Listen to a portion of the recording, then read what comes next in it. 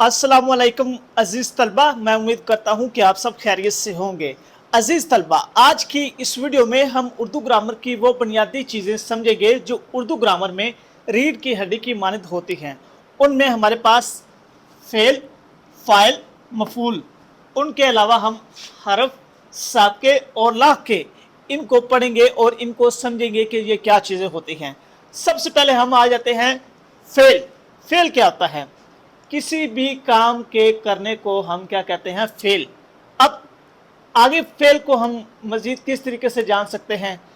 Fail का तल्लुक यानी कि किसी भी काम के करने का तल्लुक किसी ज़माने से होना लाजमी चाहिए। मिसाल के तौर पर वो माजी से हो, वो मुस्तकबिल से हो, वो हाल से हो, यानी कि उसका किसी ज़माने से तल्लुक होना लाजमी होना चाहिए, तो वो हमारे लिए क्या हो जाता है? फेल हो जाता है। अब इसकी डेफिनेशन हम पढ़ते हैं।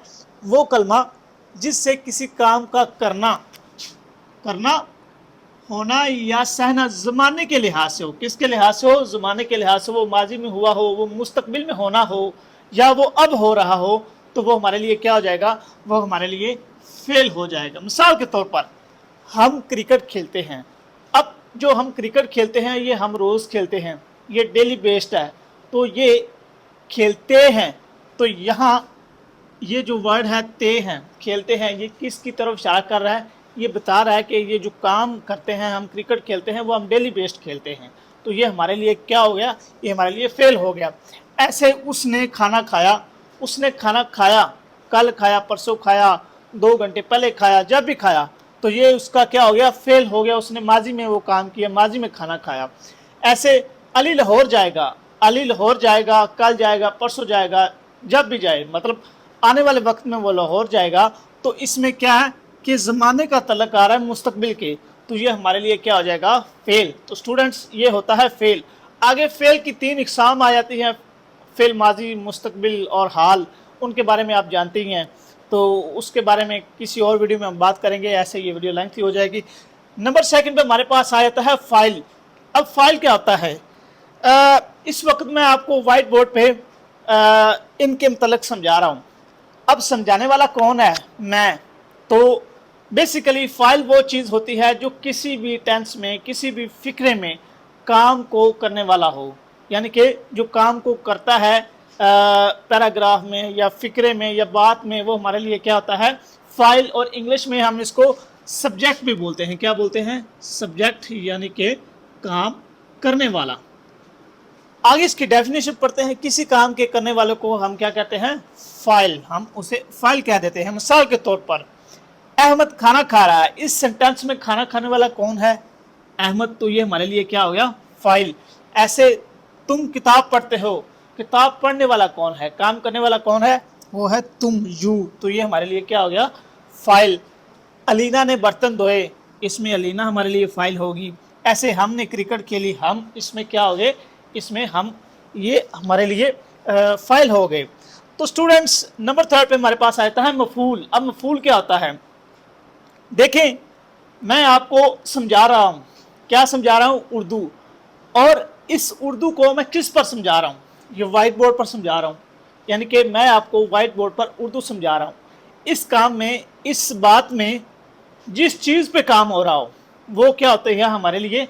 वो हमारे लिए मफ़ूल होता है। जिस चीज़ पर काम हो रहा है वो हमारे लिए क्या होता है? मफ़ूल। मिसाल के तौर पर वाइट बोर्ड पर मैं आपको समझा रहा हूँ, तो इस बात में हमारे लिए मफ़ूल क्या है? ये सारा वाइट बोर्ड, क्योंकि मैं समझा किस पे रहा हूँ? वाइट बोर्ड पर। तो ये ऐसा कलमा जिस पर किसी काम का करना वाक़या या ज़ाहिर हो, क्या कहलाता है? मफ़ूल। तो ये वाइट बोर्ड हमारे पास इस वक्त क्या है? ये मफ़ूल है। मिसाल के तौर पर एक और जुमला हम देख लेते हैं। साहिब ने अली को मारा। साहिब ने मारा, ठीक है जी। अब किसको मारा? अली को मारा। तो इस सेंटेंस में काम किस पर हुआ? मारा किसको गया? अली को। तो अली हमारे लिए क्या हो गया? मफ़ूल। और इंग्लिश में हम इसको क्या बोलते हैं? ऑब्जेक्ट, यानी कि जिस पे काम हो रहा हो उसको इंग्लिश में हम ऑब्जेक्ट, और उर्दू में हम क्या नाम दे देते हैं? मफ़ूल। नंबर 2 पर है हमने क्रिकेट खेली। हमने खेला, क्या खेला? क्रिकेट खेली। तो इस सेंटेंस में हम खेल क्या रहे हैं? क्रिकेट। तो क्रिकेट पे काम हो रहा है, तो क्रिकेट हमारे लिए स्टूडेंट्स क्या होगी?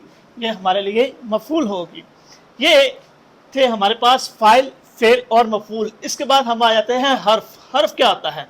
वो कलमा जो अकेला तो कोई मानी ना दे मगर लेकिन जुमलों के दरमियान तल्लुक कायम करें, यानी कि उसकी अकेले में कोई हैसियत ना हो तो वो लफ्ज़ों और जुमलों के दरमियान तल्लुक कायम करके उनको मुकम्मल करे, वो हमारे लिए क्या होता है?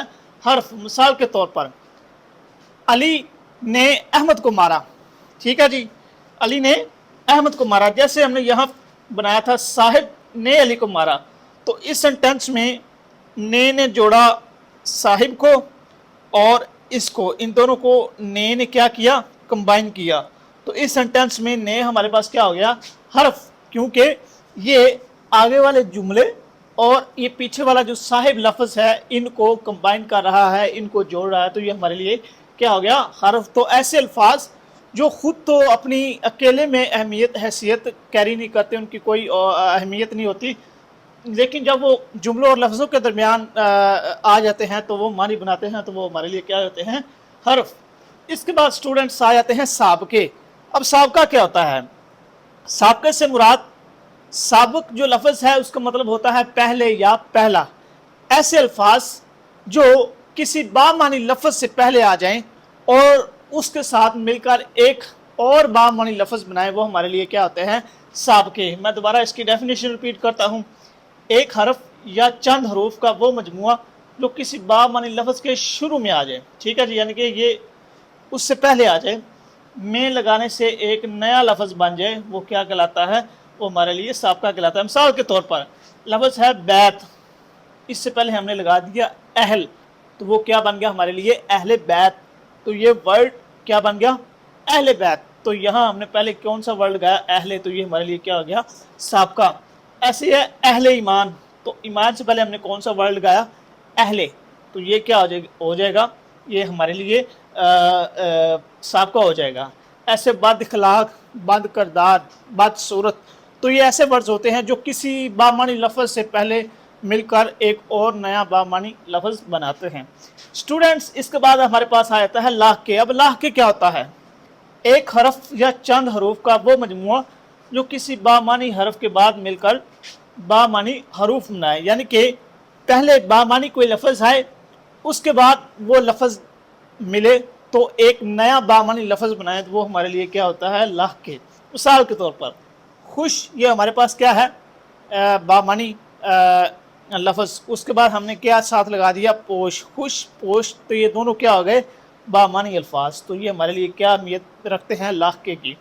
ऐसे है हैरत अंगेज़। अब अकेला अंगेज़ हम लिखेंगे तो किसी को समझ नहीं आएगी, वो सहर अंगेज़ भी हो सकता है, हैरत अंगेज़ भी हो सकता है, तो हमने यहाँ पहले लगा दिया हैरत। तो हैरत एक क्या है? बामानी लफ्ज़। तो जब ये दोनों कंबाइन हो गए तो ये भी एक और नया बामानी लफ्ज़ बन गया। नंबर थर्ड और लास्ट पर है नतीजा खेस। तो यहाँ नतीजा, ये हमारे पास ऑलरेडी एक बामानी लफ्ज़ है, उसके बाद हमने क्या लगाया? खेज़। जब खेज़ लगाया तो ये क्या बन गया? ये हमारे लिए एक और नया बामानी लफ्ज़ बन गया। तो स्टूडेंट्स, ऐसे वर्ड्स जो बामानी लफ्ज़ के बाद लगें और एक नया और बामानी लफ्ज़ बनाए, वो हमारे लिए क्या हो जाते हैं? वो हमारे लिए लाहके होते हैं। तो आज की वीडियो के लिए सिर्फ ये इतना ही था। अगर किसी स्टूडेंट को इस टॉपिक में, इस लेक्चर में कोई चीज़ समझ आई हो तो वो कमेंट सेक्शन में कमेंट करके उस पर मज़ीद रहनुमाई ले सकता है। शुक्रिया।